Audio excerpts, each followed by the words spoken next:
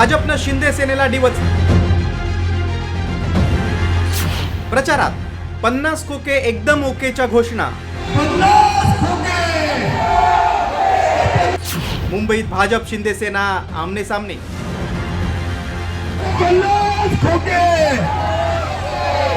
ही घोषणाबाजी नीट ऐका. महायुतीतील मित्रपक्ष असणाऱ्या भाजपच्या कार्यकर्त्यांनी प्रचारादरम्यान घोषणाबाजी करत शिंदे सेनेला डिवचलंय. त्यामुळे मुंबईत भाजप आणि शिंदे सेनेत दोस्तीत कुस्ती सुरू झाली. मुंबईतील वॉर्ड क्रमांक 173 मध्ये भाजप आणि शिंदे सेनेचे कार्यकर्ते आमने सामने आले.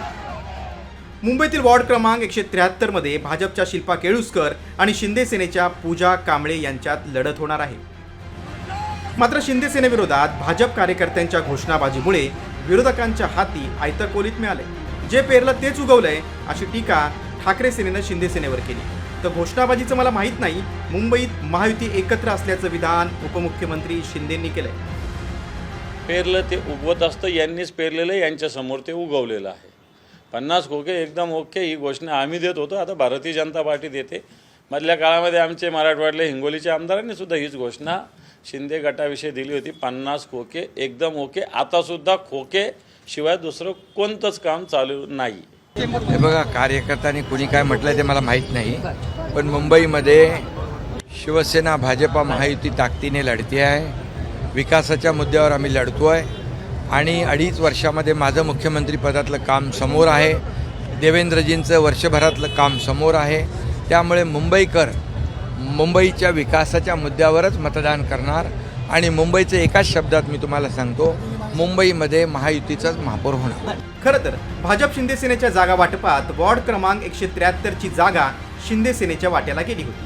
मात्र शिल्पा केळुसकरांनी भाजपचा कलर झेरॉक्स असलेला एबी फॉर्म जोडून उमेदवारी अर्ज भरल्यानं आणि त्यांचा अर्ज वैध ठरल्यानं शिंदे सेनेला नाईलाजानं मैत्रीपूर्ण लढतीला होकार द्यावा लागला. अशातच प्रचारातील घोषणाबाजीमुळे शिंदे सेनेत नाराजी असल्याची चर्चा आहे. मात्र खोक्यांची घोषणा चुकून दिल्याची सारवासारव भाजप उमेदवार शिल्पा केळुसकरांचे पती दत्ता केळुसकरांनी केली.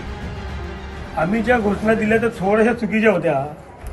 घोषणा देताना आम्ही चुकलो. ॲक्च्युली घोषणा आम्ही वैयक्तिक माझ्या मित्राला दिल्या होत्या. शिंदे साहेबांच्या बद्दल आम्हाला तसं काही म्हणायचंच नाही आहे. आणि ज्या घोषणा होत्या त्या थोड्याशा चुकल्या, कारण आम्ही त्याच्यात दुरुस्ती करतोय आणि त्या माझ्या मित्रासाठी आहे. 50 खोके एकदम ओके नाही.